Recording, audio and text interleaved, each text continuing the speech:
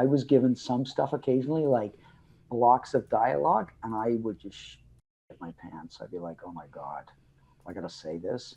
One time I had to do a walk and talk with Dean Henderson, and I had looked at the script and I had missed this part. I would always flip through. They get the script. I go, okay, blah blah. Walter.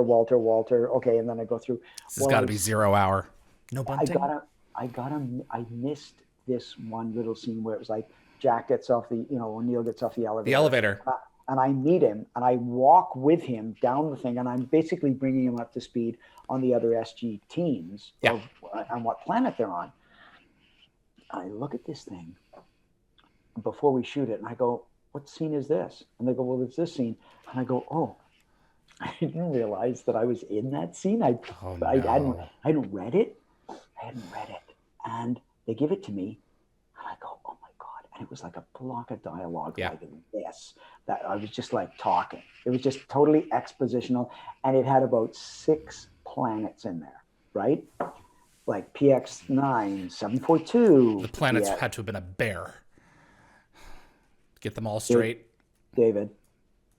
So I see it, and I think to myself, so we have to rehearse it a bunch of times because they wanted to know, because it was a walk and talk, they wanted to know where we were going to end up. So they said, let's just rehearse it a bunch of times. So instead of using that time to memorize all the planets, I just think to myself, well, I'm just giving them the update on whatever. So I just made them up. I just, I just, I just made up the planets, and I'd be like PX3, 742, they're back, SG2 is back from that, and then SG3 is heading out to PX9, 712, and I was just pulling numbers out of my ass. I did And never then, know this. yeah, but hang on. Just before we shoot, and I'm not kidding you, this is not a word of a lie. Just before we shoot, the script supervisor comes up to me and goes, Gary, are you, are you aware that you've been saying different planets every time? And I go, yeah, yeah, I am. I know. And she goes, well, you have to say the planets. You have to say it as written.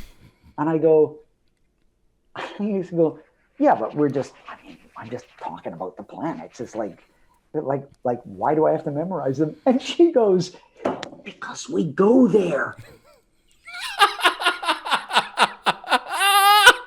She goes, because we go there. And I look at her and I go, oh my God. And now and I have to look at my sides again, and I have to memorize them in about 30 seconds. And I managed to pull it off. David, don't ask me how I did it. I did it, but I was just dying. I'd wasted all this time. I could have been like memorizing as Yeah. we're talking. Because when you're rehearsing just for blocking, Yeah. I could be looking at my script like this and just, whatever, Jack, TX3, 912, whatever. No, I knew the words around them, but I just made up the planets. You forced them in and they came back out. You just had to do it. So I had to do it, and that's what happens when you're doing technical jargon like that on a show like that.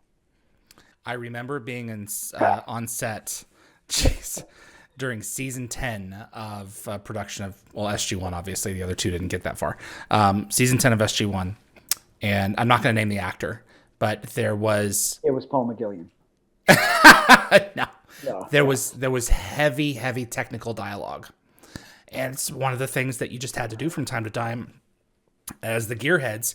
And this particular actor, we were being facilitated by the publicist, and it was late in the evening, and someone had brought in soup. They were really good about that, like having like a hot meal. It was cold in Vancouver and raining, yeah, and we were like, what's going on? Because there hadn't been a shoot in a little bit.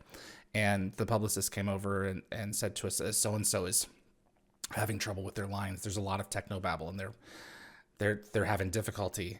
And it's like, oh my gosh, you have to, like, 150 people are waiting on you to spit this out. yeah. This gobbledygook technobabble. And if it is not in the correct sequence, you can't Mickey Rooney it. No. then they can't move forward.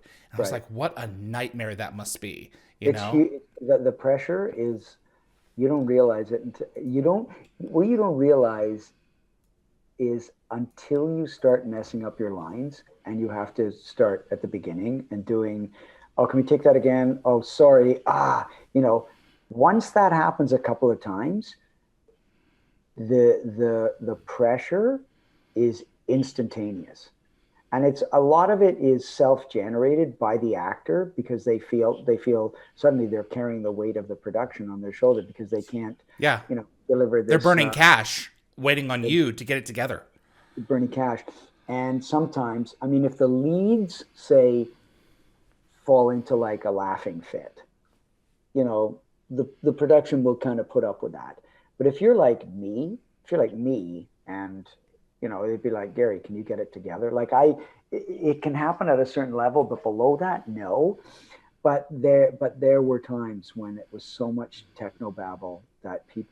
Oh, and the real killer one would be if there was a tracking shot where the camera's following you talking through, and then the scene ended on your line at the end of that tracking shot. If you messed up your line at the end of the tracking shot, then it's like back to the beginning, and you have to say everything again because they're like, this is how we're shooting this shot. We're dollying through, and we're following you, and we're tracking you. It's like So in Continuum, it when they was go around that loop in yeah, Continuum. yeah, and they couldn't, and they're like, well, we're not chopping this up. Yeah. We're not fixing this in post. This is it, and you have to get it. Um, yeah, I know, like that happened lots. And Stargate, you've got it's essentially time travel and interdimensional travel. So it's like scientific. Did Do I have you? any questions from fans, or We do. I'm going to get to them in just a second here. Did you see the feature film in the theaters? you mean the original The original film. with Kurt Russell? Kurt Yeah, Russell, James Spader. yeah, yeah, I did. What was your impression of it? I thought it was okay. Okay. Like I was like, oh, it's kind of cool. I mean, I remember Kurt Russell's buzz cut, his flat top. That's true. And I really liked James Spader. He was like, I mean, I thought the show was like perfectly cast. And I thought it was an interesting concept. But for me back then, sci-fi wasn't really my thing. I mean, that was one of the things that was one of the films that everybody saw because it was one of the films that was out. And when we were improvising, they would yell Stargate, and we'd sort of have to do something around Got Stargate. it. It was one of the films that was like in the cinemas. Yeah, it was in the public consciousness at the time. So you It was in went the for public. research as much as entertainment. Absolutely. Okay. Yeah. Thank you for watching this clip from Dial the Gate. If you enjoyed the video, please consider giving us a thumbs up with that like button. It will encourage the algorithm to show this to other Stargate fans. Also, please consider sending this to a fellow Stargate friend. I also want to invite you to subscribe to future episodes right here on YouTube. We are a live show, so changes are likely to happen all the time. And if you plan on joining us live, you'll want to be the first to know. Be sure to visit dialthegate.com for the complete guest schedule so you'll know when to join us and ask your very own questions to our guests. See you on the other side.